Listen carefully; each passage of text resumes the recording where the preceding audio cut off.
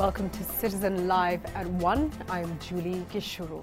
The funeral service for the 5 members of the Magu family is underway at Kiganjo in Thika, Kiambu County. The 5 who were killed in mysterious circumstances will be buried this afternoon. We're now joined live on the phone by our reporter Wilkitsa Nyabwa. This was a disturbing story, a tragic story that really captured the attention of the nation. What is the mood at the funeral this morning? Wilkitsa, can you hear us? Are you with us? I can hear you. Thank you. It is a very somber mood in the village. Villagers gathered here, friends of Paul Magu and his wife Lydia. They're all gathered here to condole with the family and also to just to pay their last respect to members in the morning, and we have seen family members led away, simply overwhelmed by the thought of burying 5 members of the same family on the same day. Julie? Really a horrifying incident, and I think still many questions, that have not been answered. So we can understand totally the grief of the family. What are the plans after the funeral?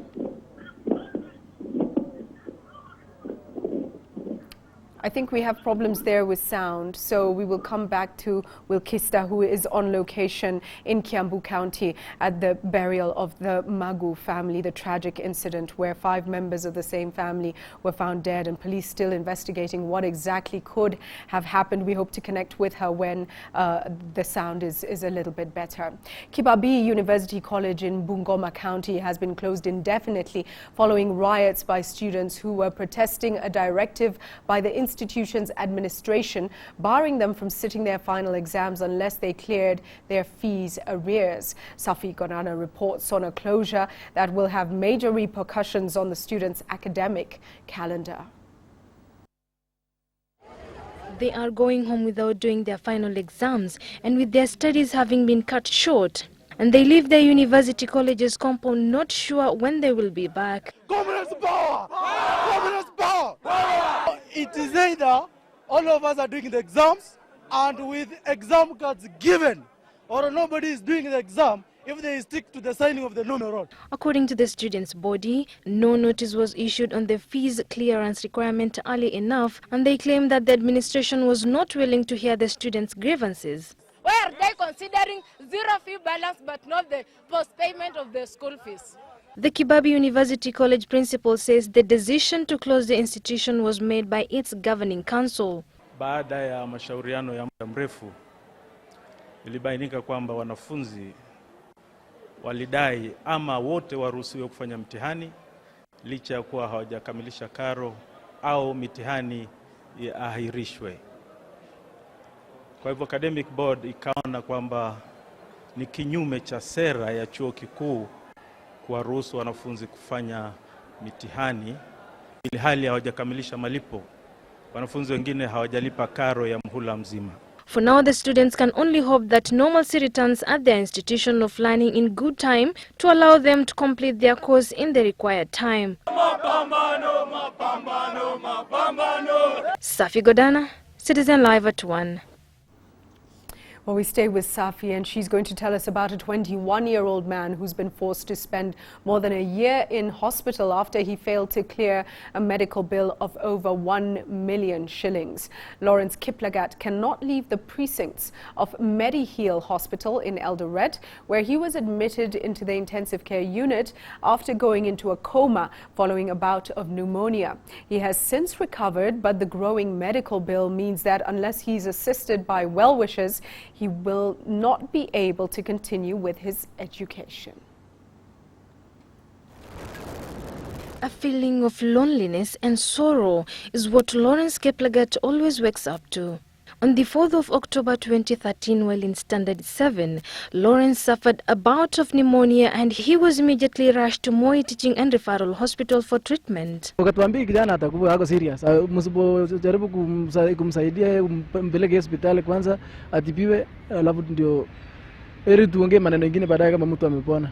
This is where his current challenges began. Lawrence was then rushed to Medihill Hospital for treatment, where he was admitted, and after 11 days of being in a coma, the doctors managed to treat him. But unfortunately, his family didn't have enough cash to clear his bill. His mother, who was allegedly making illegal brews to look for some cash to clear the hospital bill, was also jailed, and she's now serving 1 year in prison.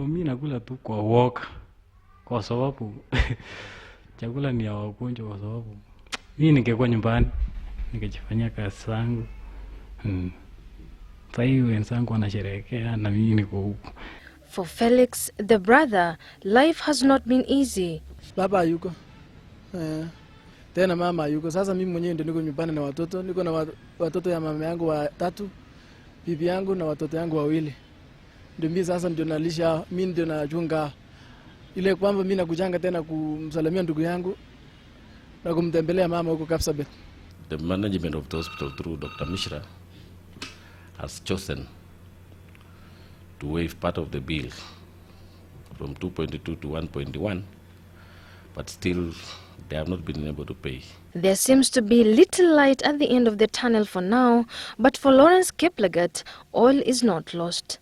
He hopes that one day someone will walk into his life and make his dreams turn to reality. Nasikia uchungu tu watu wakienda, wengine wanafungua, mimi nakaa tu hapa. Mpenda nisome nikuwe daktari. Despite the challenges and hurdles he faces daily, Lawrence says his passion for education remains strong, and he hopes that he will get support to pursue the same. Omba serikali na mtu yote ataweza kuwa na uwezo kunisaidia. Mimi sina bila la nyuma. Nimekosa namna yote. Hatuna shamba, hatuna chochote. Safi Godana, Citizen Live at 1. Very sad story there. Kajiado North MP Joseph Manje is seeking that the police officers be held responsible for assault. Now, Manje is hospitalized following injuries he sustained during a demonstration against the demolition of a house allegedly belonging to a local women's group in Gong. Manje claims he was responding to a call from one of his constituents, but the police hurled tear gas canisters at him even before he addressed the demonstrators. The MP claims that the police mishandled him, causing him injuries that saw him hospitalized at Karen Hospital for 5 days and later transferred to Nairobi Hospital.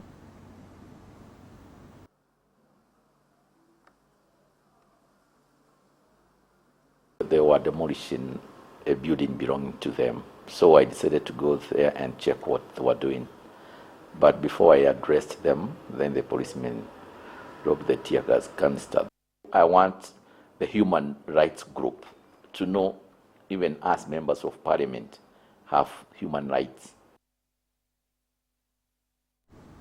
Well, moving now to a good news story, and border riders from Tongaren constituency in Bungoma County will be able to own motorbikes from the start of next year through a unique self-help initiative backed by the county government.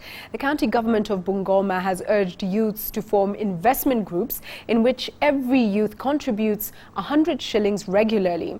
Over 250 border operators are set to benefit from this program, which is the first of its kind in the area. Currently, 25 motorcycles have been given out to youths in Bakalo Ward, Tongaren constituency through this new initiative. Sisi kama vijana tunasema kazi ni kazi kama wanabodaboda, na ujumbe wangu ni kuwa sisi tukiwa wanabodaboda tukaweze kushikamana, manake kazi saa hizi si ati ni lazima uandikwe. Hapo tu ndio unaweza pata posho lako la siku, na tunasema ya kwamba kazi ni kazi. Kazi ni kazi. An inter-parties meeting of a case where a voter from Dagoretti North constituency, Wandiri Babandege, has sued the area MP Simba Arati over allegations of mismanagement of CDF money has been held before High Court Judge Mumbi Ngugi. Babandege wants the High Court to nullify the CDF committee constituted by Simba Arati, alleging that it was not properly constituted and it has failed to account for some of the CDF funds used on some projects. The case is set for mention on the 2nd of February next year.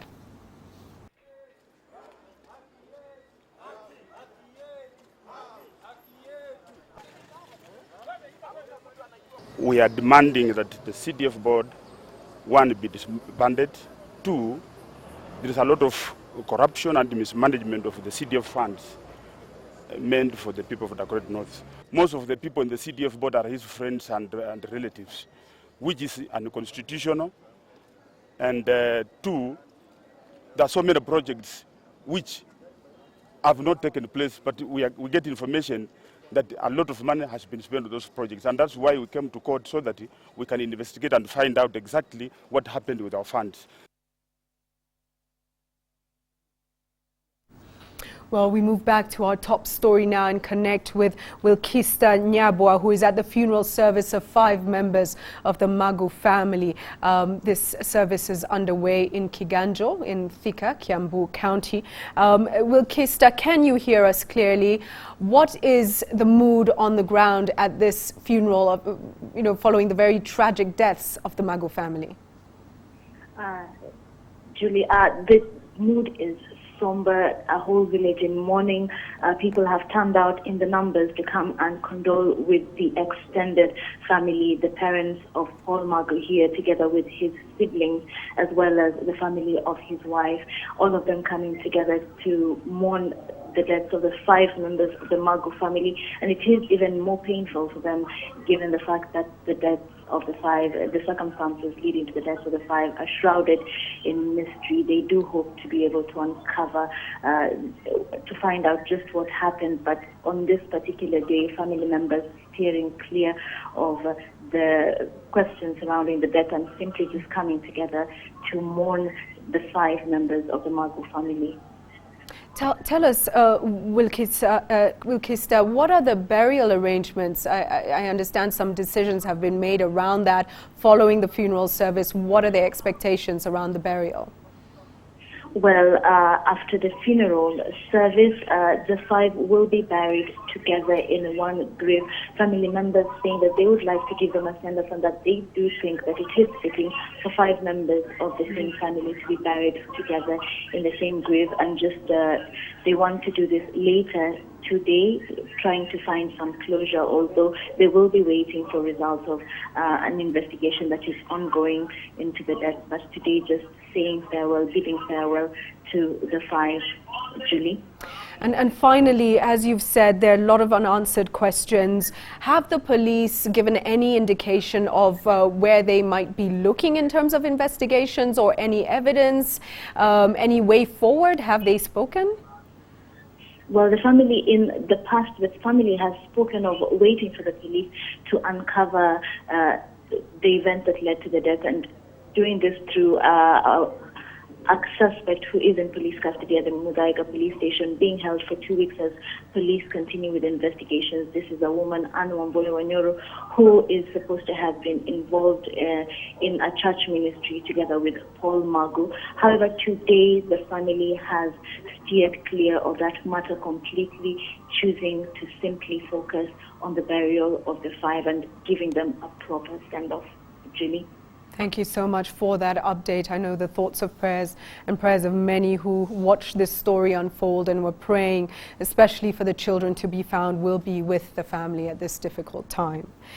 Now, a few non-governmental organizations have come together to sensitize Kenyans on the importance of raising alarm when they witness any form of gender-based violence. The organizations are working together with public service vehicle operators and motorbike operators as well. Bonareri Samaha has more on this story. Women's Empowerment Link, in conjunction with Men Engage Kenya, Action Aid, Westlands Gender-Based Violence Working Group, Dagoretti Gender-Based Violence Working Group and Kilimani Imams, came together today in a project dubbed Piga Firimbi to raise awareness on the importance of raising alarm against gender-based violence. I walk like a dolphin, ate like a soldier, dance like a horseman. Oh, I cannot get. The organizations came up with this project after a woman was stripped by touts a few weeks ago. The project is geared towards letting Kenyans know that raising alarm when they witness such actions can go a long way in helping the victims who end up in dangerous situations, because people hardly ever raise alarm.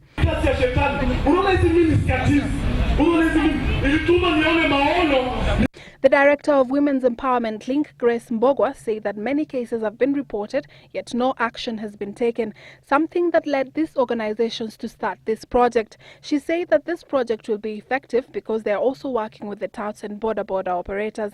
And we are all joined here together working on the issues affecting the women that have been violated of it. You remember the Kilimani moms came out very strongly and talked about the violence that had been committed in the public spaces. So today, during the 16 days of activism, as we commemorate this period, we want to come out and launch the Operation Piga Firibi, and the purpose, and that is why you're seeing me with the whistle here, the purpose is to encourage Kenyans to take action, to whistle. Whistling means you can actually whistle. The project is part of the 16 days of activism against gender-based violence in Kenya. Bonareri Samaha, Citizen Live at 1. An important sensitization campaign there. We're taking a break. Stay with Citizen Live at 1.